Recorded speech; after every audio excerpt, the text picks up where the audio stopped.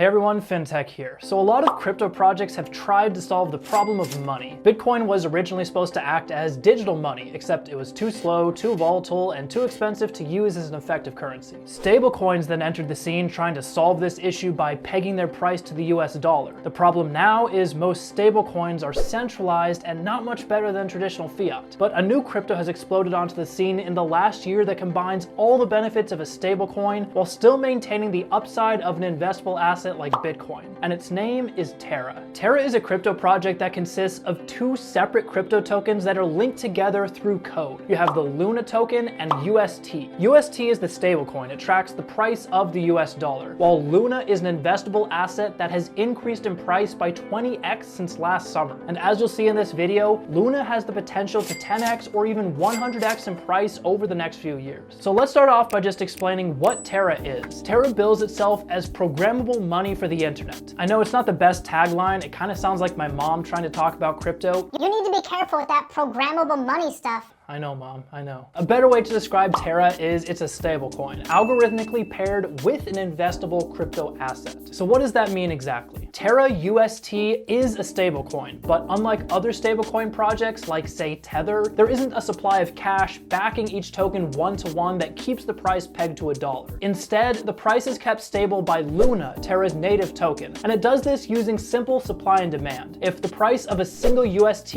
ever goes above $1, the network will incentivize holders of the LUNA token to trade their LUNA tokens in for UST. This increases the supply of UST and thus drops the price. And if the price of UST drops too much, the reverse happens. The network pays people holding UST to convert their tokens over to LUNA. So the price of LUNA can go up and down with all the volatility normally seen by a crypto, but UST's price is fixed to match the dollar. And that sounds pretty good. You get a stable coin for buying and selling stuff without needing to worry about volatility. But I didn't realize how big of a deal this actually is until I compared Terra to the largest stablecoin project, Tether. So if you're not familiar with it, Terra is an absolutely massive stablecoin with a market cap of over $80 billion, and it's one of the largest crypto projects in the world, which does make a lot of sense because there's a lot of demand for a stable way to keep your money in crypto that isn't subject to randomly spiking 100% or falling 50% while you're in the middle of trying to buy something. But Tether does have a potentially fatal flaw in the fact that it is a centralized stablecoin, meaning they can freeze your crypto held with them whenever they want. So you'd hope there are some really upstanding, ethical people holding the keys to the kingdom in Tether, ones whose moral character cannot be impeached by anyone. Well, not so much. The idea with Tether was that the price of the coin would be kept stable by matching every token in existence with $1 held in reserve. So for every dollar someone put into Tether, Tether would maintain an account that matched up dollar for dollar with the Tether being issued. If you wanted, you could trade in your token and receive back actual cash dollars. Thus, 1 USDT would always equal 1 USD. The problem was Tether's terms of service didn't actually say that they had to give you your dollar back if you asked for it. In fact, they say Tether reserves the right to delay the redemption or withdrawal of Tether tokens if such delay is necessitated by the illiquidity or unavailability or loss of any reserves held by Tether. So if for some reason Tether didn't have the $1 to back your token, they could just say, sorry, there are no dollars available right now, which means the only thing actually tying Tether to that value of $1 per token is that they say it should be $1 per token. So theoretically, they could just mint new tokens, claim they are worth $1, and make their owners rich without any backing of USD whatsoever. Of course, to do that, they would have to act completely fraudulently and collude with a crypto exchange who would let them trade their new Tether for something like Bitcoin. Enter Bitfinex. Bitfinex is a crypto exchange, kind of like Coinbase, only with a much more troubled past. They have been investigated by both the New York Attorney General and the SEC. Bitfinex on the surface is just another crypto exchange where you can exchange Tether for cryptos like Bitcoin, but there has long been speculation that it held close ties with the owners of Tether. For example, at one point, Bitfinex borrowed $600 million from Tether, a supposedly completely unrelated company. And when asked whether or not Tether and Bitfinex were owned by the same people, Phil Potter, the co-founder of Tether, said, "No, but we bank at the same banks." So people that are confused right now, basically Tether is Finex, right?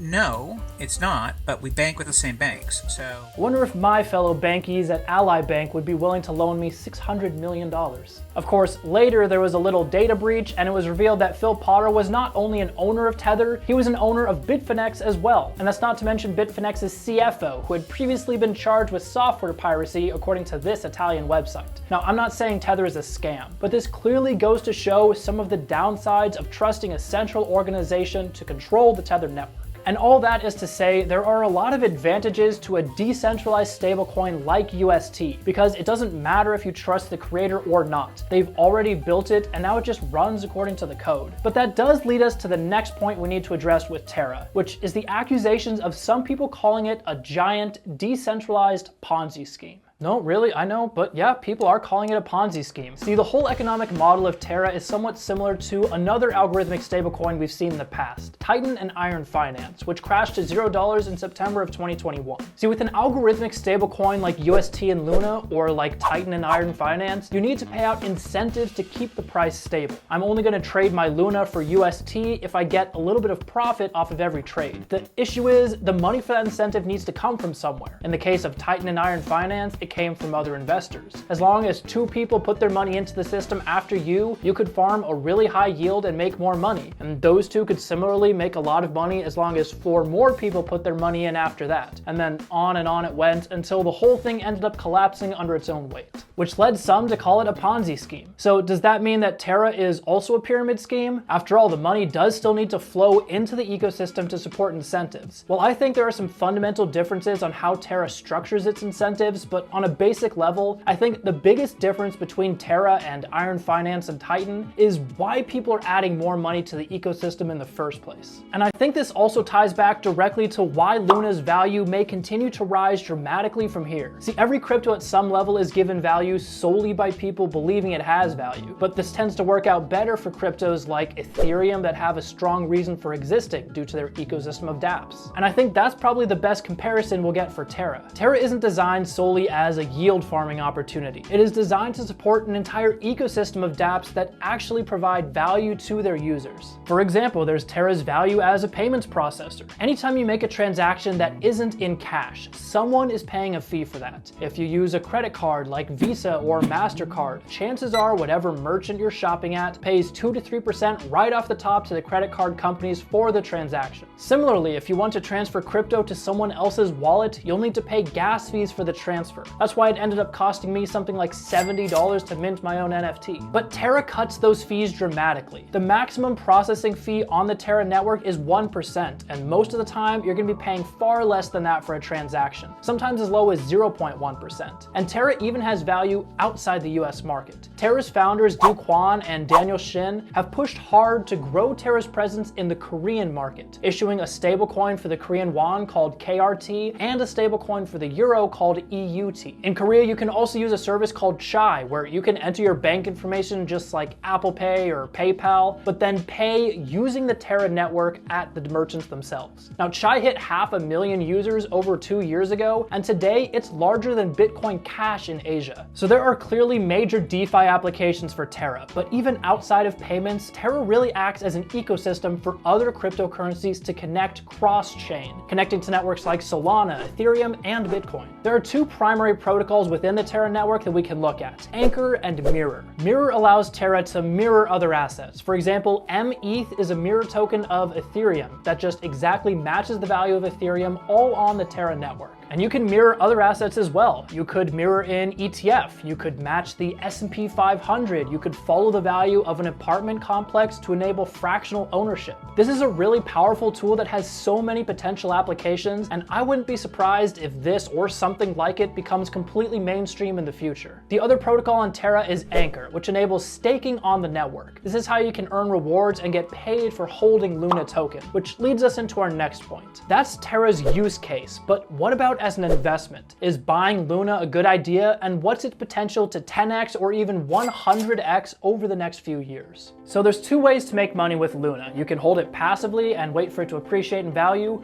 or you can deploy it in various ways to make you more money. Right now, according to stakingrewards.com, you can stake Luna at a 6% interest rate, which when you account for the deflation the coin has seen recently, comes out to over 40% interest per year. Now that adjusted rate won't be consistent because remember, Luna is used to stabilize UST's price, so the supply of Luna coin itself is not constant, which you could view as a negative, or you can see it as an opportunity, because you can actually make money in Luna without anyone even adding new money to the Luna token. Let me explain. If you look at a token like Ethereum, it has a market cap of over $400 billion.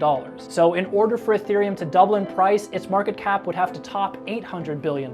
But if you look at Luna's market cap of around $40 billion, you can actually double your investment in Luna without that market cap increasing at all. Let's say the price of $1 weakens relative to UST. So now UST costs more than $1. Well, the network will incentivize people to transfer Luna into UST to drop the price of UST. But now as you remove Luna from the circulating supply, the value of every remaining Luna token goes up to keep the market cap constant. So if we see a rapid decline in the supply of Luna without a corresponding drop in the market cap, that means everyone who holds Luna is getting more value per coin. Now, right now there is a much larger supply of Luna than there is UST. In fact, UST's market cap is less than half of Luna's at $16 billion.